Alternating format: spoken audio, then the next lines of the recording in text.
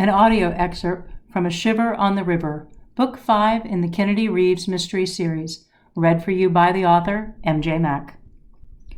Dropping into one of the ivory leather chairs surrounding the oblong teak table, Kennedy pulled a pen and notepad from her bag and wrote the date on the top right blue line of her yellow legal pad. But she didn't see the numbers.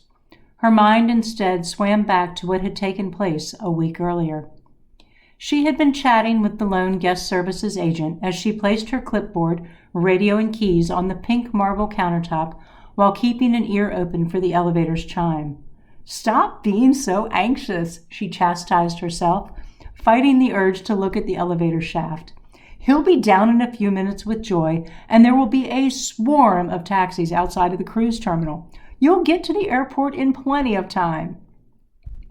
Kennedy had met Otto Armitage, the Molina's safety officer, 7 months earlier when she had agreed to help on a test cruise that would shepherd passengers up Alaska's inner passageway.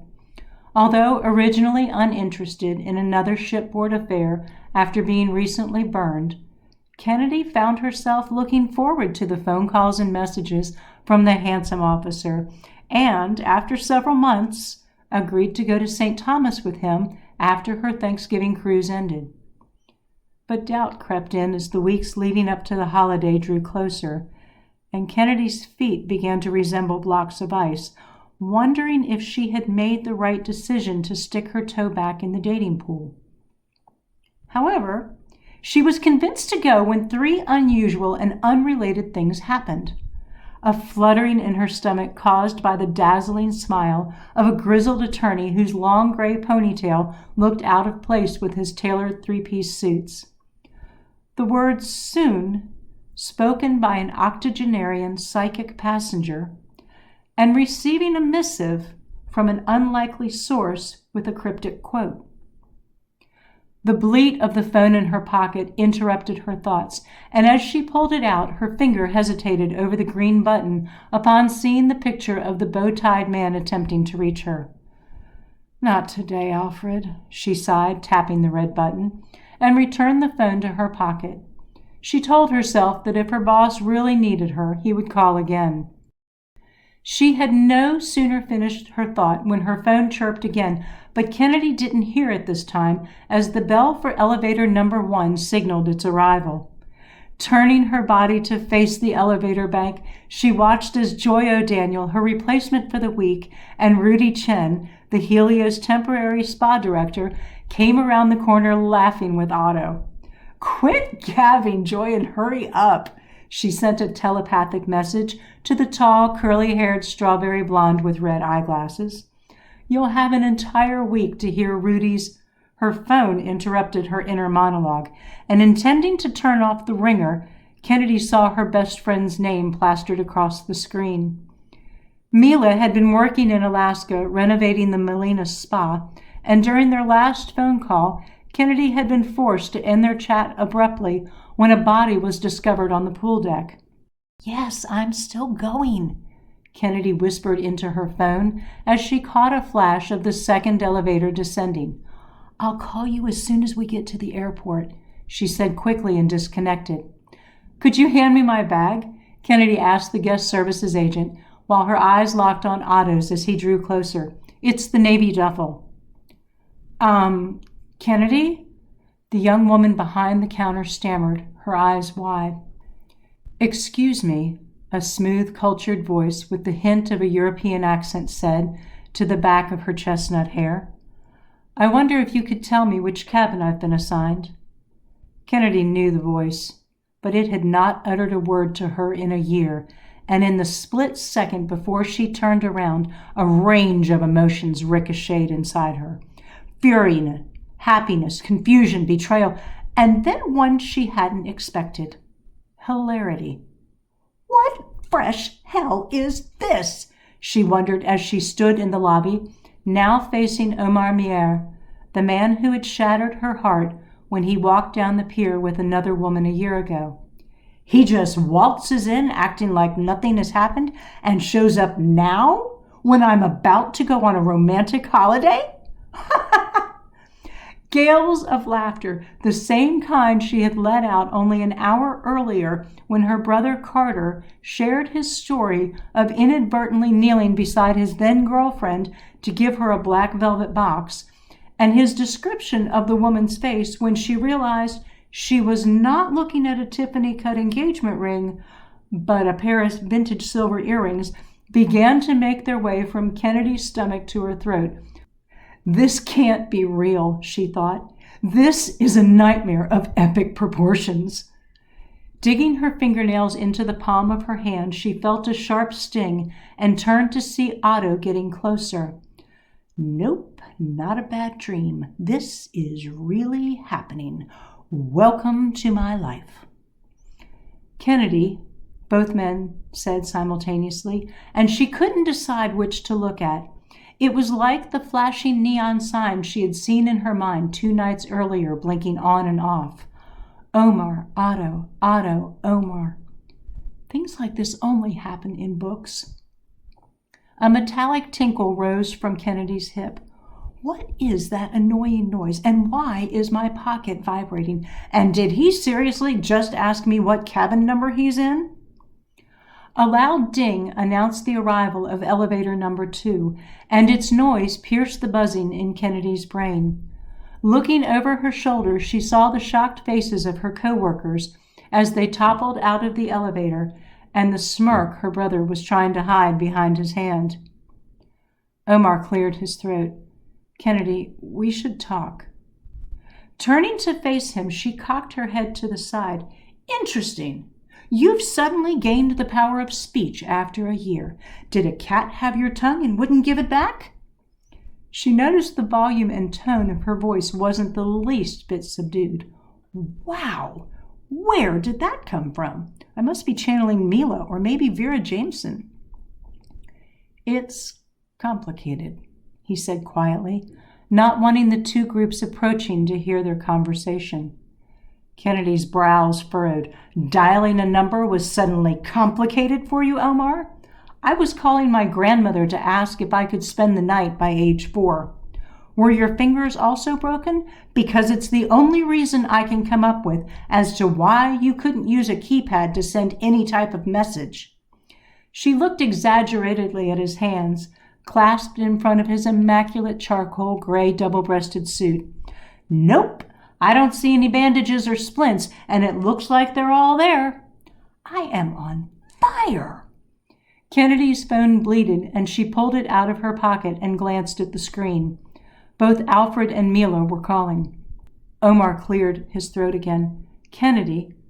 Ignoring him, Kennedy concentrated on a grouping of tropical plants near the elevators while she swallowed and pressed the green button on her phone. Hi, Alfred. Thank goodness I finally caught you, her boss interrupted. I've been calling you for the last 10 minutes. You must have set the volume to silent again. Listen, I know you're flying out today, but there are a few things I need to tell you before you leave. Alfred, hold on, don't go anywhere, the harried vice president of operations for the Sunny Days Cruise Line said. This will only take a minute, except I can't find my Kennedy legal pad on this disaster of a desk. It's the one I have just for things I want to talk to my go-to girl about. Alfred, hurry. Your go-to girl is having one of those I'll laugh about this someday, ha ha ha moments. Hearing the sound of papers rustling in the background, Kennedy pictured her Natalie-dressed boss rifling through the landfill of notepads, memos, and binders she always saw on his desk during their video calls. Alfred, can we chat in a few minutes? I promise. I'll call you when I'm in the taxi and can take notes. This way you can find your found it, Alfred cried out, plucking a yellow pad imprisoned under a thick binder. Your last cruise has turned my office into a dumpster fire. While it was true the ship faced a myriad of problems during the trip, Alfred's office looked like a landfill most days.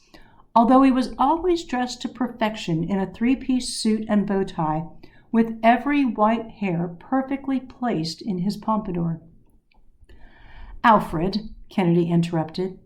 Looking away from the spiky green leaves, She saw 9 sets of eyes boring into hers and quickly dropped her gaze to the carpet while feeling heat creep up her neck and ears.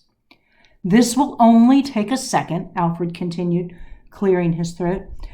"Item 1. Your brother Carter has joined the Solana." "I already saw him this morning, and he told me the good news, Alfred," she said, studying the swirls and jewel-toned colors at her feet.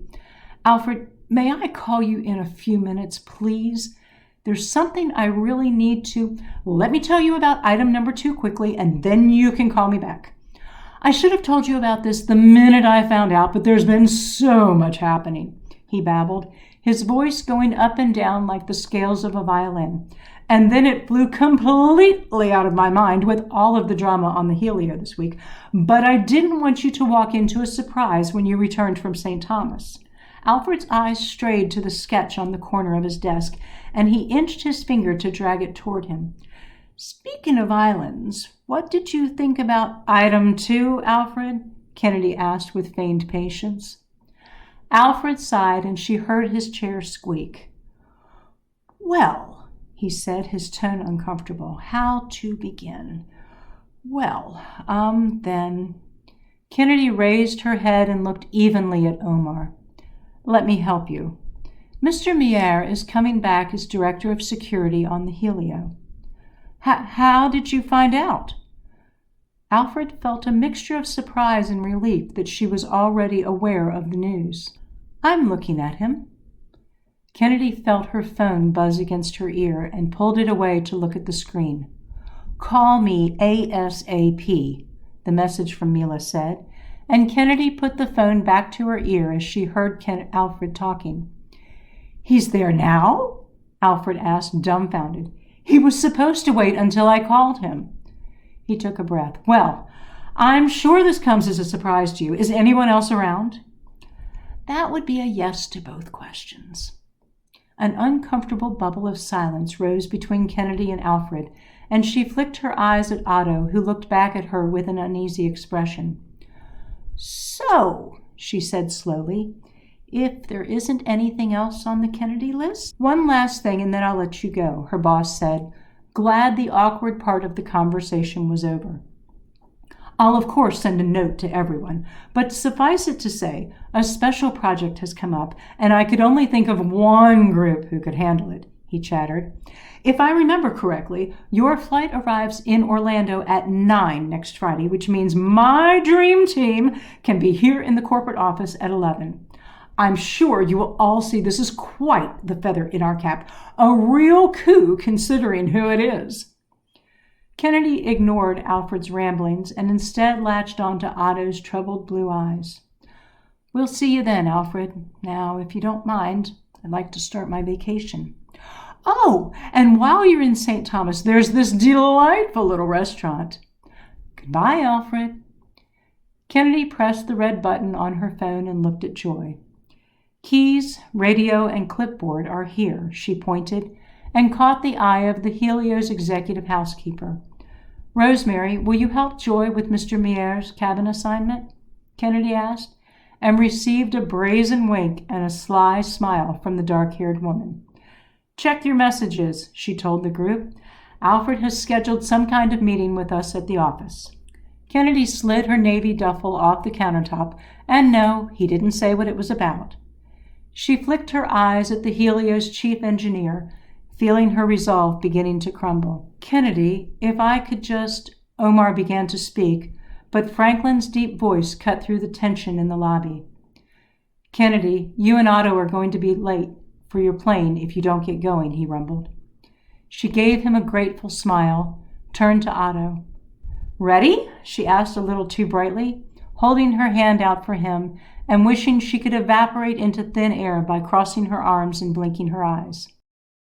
This has been M.J. Mack reading an excerpt from A Shiver on the River, Book 5 in the Kennedy Reeves Mystery Series, available on Amazon and Kindle October 3rd, 2024.